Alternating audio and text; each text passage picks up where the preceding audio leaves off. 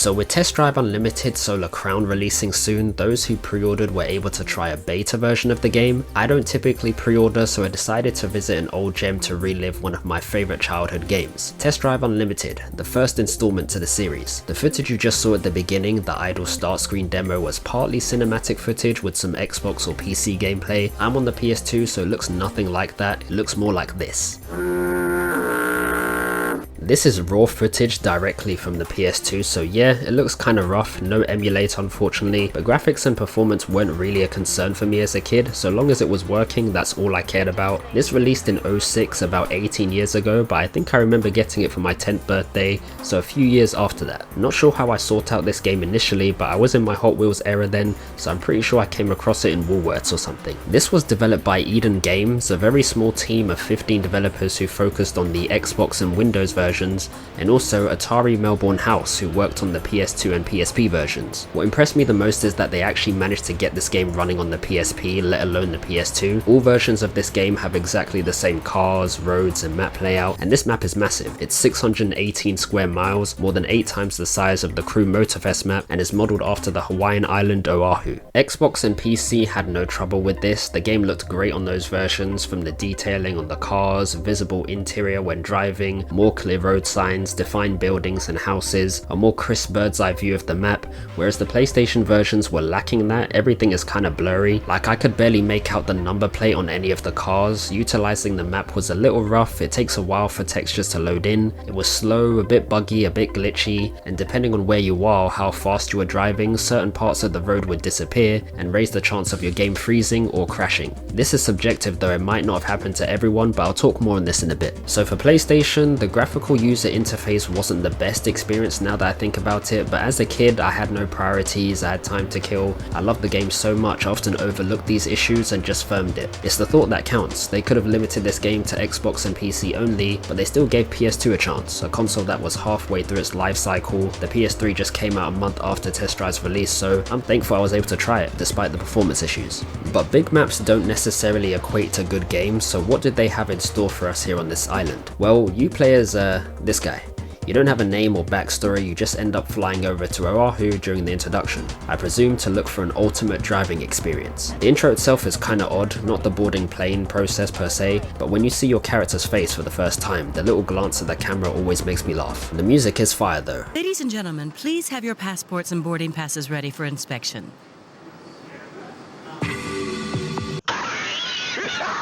And side note, for the Xbox and PC version there is an option to play as a female, but this never made the cut for PlayStation. Her character model is in the background during the scene, so I'm not sure what happened, or more so why this was exclusive to Xbox and PC. In terms of the game's content itself, there's a lot of ground to cover, and what better way to do so through a mix of street races, sprints, circuits, time trials and speed traps, which make up I believe 289 events, and you're accompanied by over 125 different cars. Not a lot of vehicles compared to current gen racing games today, but back then that still felt like plenty of variety. Divided into classes ranging from A to E, this game licensed the likes of Audi, Alfa Romeo, Corvette, Noble, Pagani, Koenigsegg, Saleen, Jaguar, Nissan, Mercedes, McLaren, Lotus, Lamborghini, Spyker, Shelby, Dodge, Ford, Aston Martin. There were a lot of options here. I think the Saleen grew on me the most. It has a mean look to it and it sounds amazing.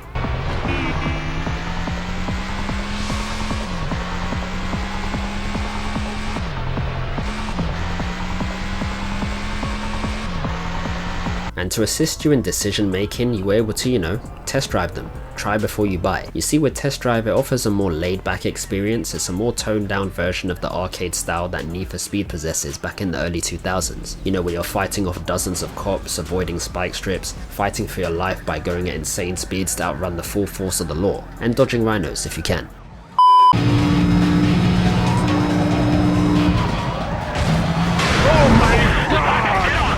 It's hard to explain, but Test Drive felt like the Forza Horizon of the early 2000s, but with a bit more lifestyle. There's still heavy focus on cars. You can visit a range of dealerships and have a look at dozens of vehicles, how the doors open, rolling down the windows that actually have visible tint changes and unique designs depending on the car. You can inspect the interior, which does retain some accuracy as well. Again, the PS2 graphics make it look a little bad now, but they have tried their best to bring out the most realistic detail, at least with the center console area, and I definitely learned a lot. I had no idea some doors could open at these crazy angles. It was just me and my Hot Wheels, I'm telling you. Every time I went to my cousin's house, we used to drive our Hot Wheels all over the kitchen counter and make car noises. That's all the knowledge I had about cars then.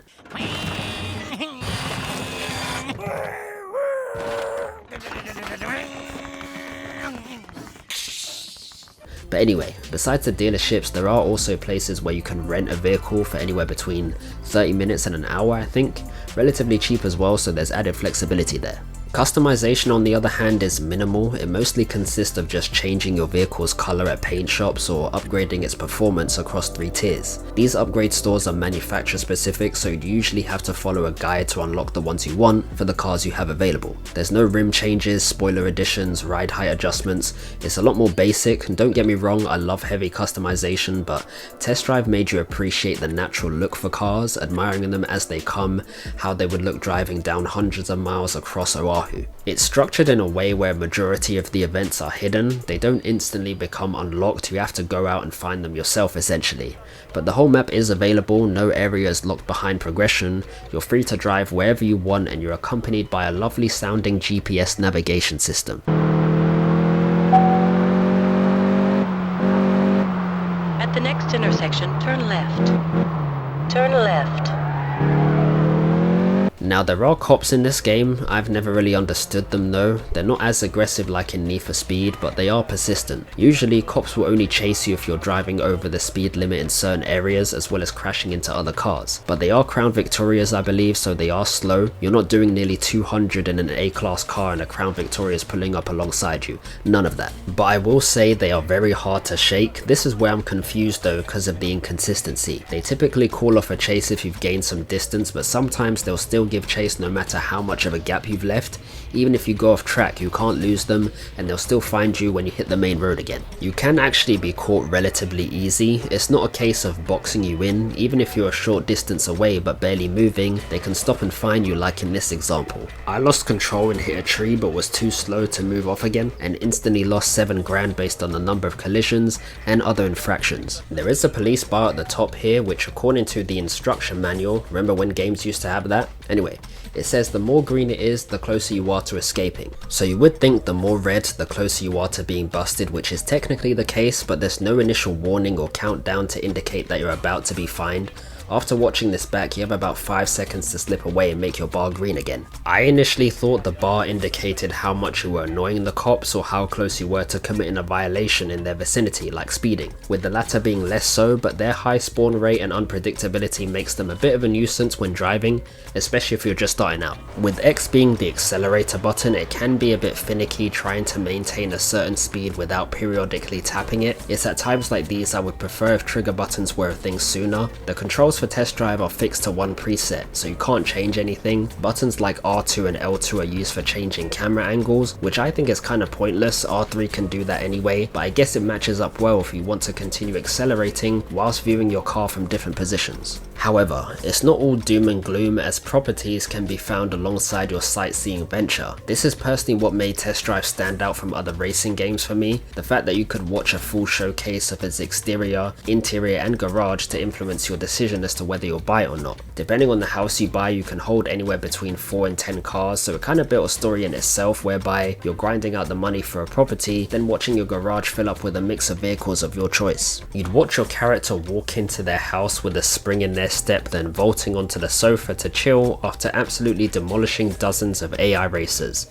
It felt great, turning on the TV to an absolute static shock of a still image that is the Test Drive logo. That's as far as it goes though. You weren't getting a full Sims 4 experience. You can't control your character or move about, unfortunately. They just go through a series of recycled animations when inside the property. It's still nice to see though. What about if you're not feeling a house anymore? Well, you can head to one of the real estate agencies and trade up or sell your property altogether. Again, at face value it seems like more surface level options, not much to do in the long run, but the options were there to save a bit of money. For the houses you do keep, you'll be exiting your garage in the car of your choice and changing the radio station to any genre that will suit your planned journey. I think there's 10 different stations and at least 10 songs per track. It was a really solid playlist. You might hear a few snippets throughout this video if YouTube lets me, but I do recommend having a look for yourself on Spotify or YouTube for some nostalgia. One thing to note though is despite there being multiple property options, a lot of them have the same design, they're just in different locations or have different names. Like there's one house that costs nearly 10 million. There's another going for a fifth of that price and they're identical. Interior, exterior, garage, all of it, it's all the same. I didn't really notice this till now, but it was easily missable back then. I guess I just got lost in the immersion. Now I approached this game very weirdly. I played a bit of the main story to begin with, but a bulk of my time was spent doing quick races from the start menu. This would load up a random race event and you could pick any car from the list. I loved racing and wasn't really a fan of the slower vehicles you get at the start of the game, so I was a bit late in terms of appreciating the other aspects the game has to offer. I kind of put my own spin on test driving here. Because I was impatient grinding out the main story, quick racing felt like an option that would introduce me to so many different cars within a short space of time. And whilst I could test drive them in the main game, you only get 2 minutes with it. Quick races on the other hand let you use them for longer depending on the track. I wasn't able to really put names to vehicles, so I'd always pick out any random car that sounded cool, or I picked something I knew for sure I hadn't tried yet. There were 2 main events that I loved highly. It had 6 to 7 laps, the more laps the better. One was called Speed 8 and the other was called Block Party. I would restart the quick race search dozens of times until these events showed up. I loved the routes for these races. Cause they were longer circuit events, it gave me a chance to do like a 2-for-1 whereby I'd try out a new car, but I'd also hang back and stay close to the others, listening to their engine sounds and deciding whether I want to try it out the next time it's available. I'd have plenty of time to observe due to the high number of laps. The mix of corners and straights brought out a variety of sounds in a car, downshifting on corners, upshifting on the longer straights. It was music to my ears. Luckily at the end of every race, car names are shown, so I just take a mental note and keep an eye out for them on my next run. A weird way of doing things, but the cars sounded so amazing in this game. The Noble is a perfect example. The AI for this vehicle was dead last 80% of the time, so it didn't require much effort to keep up with it. Once I heard how it sounded, I made sure to purchase this car as soon as possible.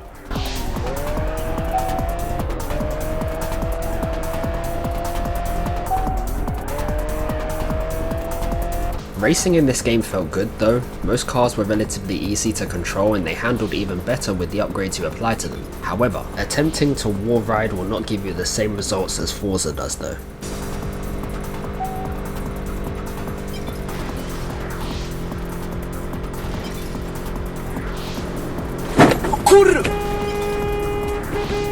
Fucking idiot!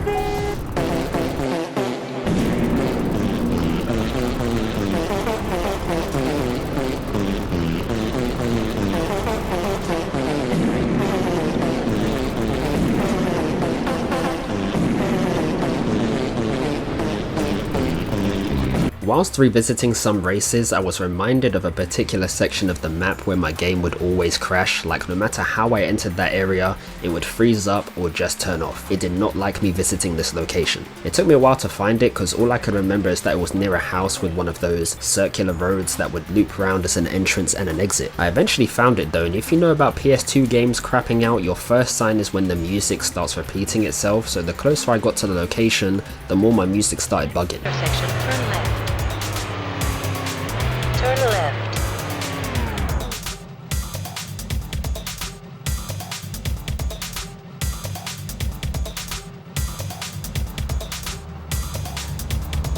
At this point my game would freeze by now, but I was actually able to get close and view the house this time, so no crash thankfully. This celebration was short-lived because the next race I did used this route and something sinister happened. First off, this was on hard mode and I was using a Viper with poor handling, so I was getting cooked. But once we got to this buggy location, all the AI started acting weird. It's like they forgot where they were going and started driving in circles, crashing into each other, so I managed to get through and take first position back, and lo and behold, a few moments after, my screen froze. I'm using a different PS2 as my last one got the red screen of death, but this proves it's most likely a disc issue since the problem is still there, despite being on a different console. All I can say is this location is very weird even for the AI. Seeing that odd behavior firsthand was kinda creepy. I was even driving so fast in another race a specific part of the road couldn't render in properly, which also crashed my game. So yeah, fun stuff.